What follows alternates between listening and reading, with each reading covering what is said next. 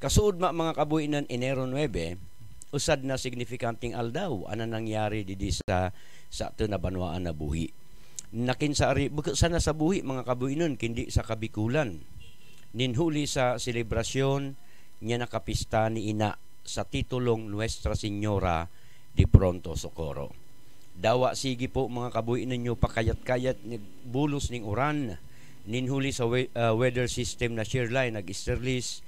Dagos-dagos na po mga kabuinan yumatrayumpong okasyon na nagpuon sa oras na alas 6 sa pita, natapos man sa oras na alas 7 sa gabi. Muli po mga kabuinan yung highlights video presentation, yung highlights na nangyari po kasudma sa kapista ni Inang Pronto Socorro. Pinuunan yung selebrasyon sa usad na community mass na ginibo sa oras na alas 6 sa pita.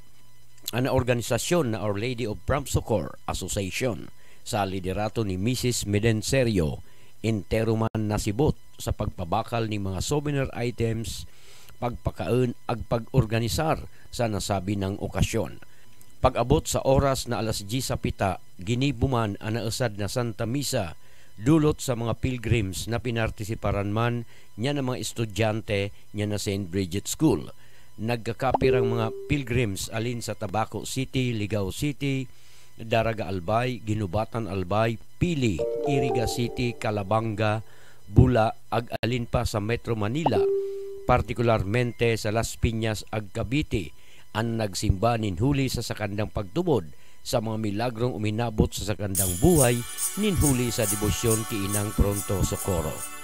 Ang St. Bridget School Parents Council Board na niroman ng mga libreng bottled water sa mga pilgrims ang iba pang debotos.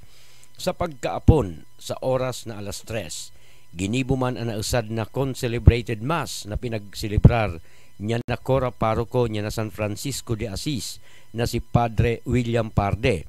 Kaiba ang iba pang Cora Paroko niya na mga parokya sa loob niya ding banwaan na buhi.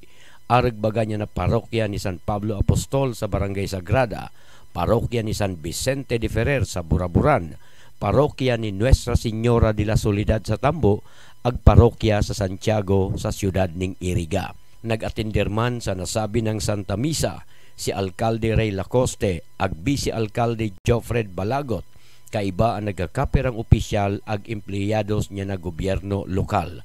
Nag-atender man sa misa ang mga eskwelahan, aragbaga niya Buhi St. Joseph's Academy, Buhi Institute Foundation, Holy Child Educational Center, ag iba pang pampublikong eskwelahan niya na DepEd.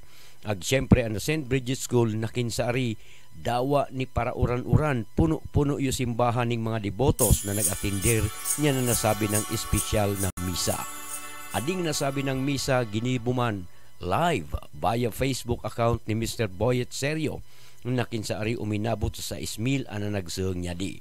Pasado alas 4 ning hapon, nagtulak na yung prosesyon mantang padagos pamandeday a pagpanero ning bottled water niya na St. Bridget School Parents Council Board.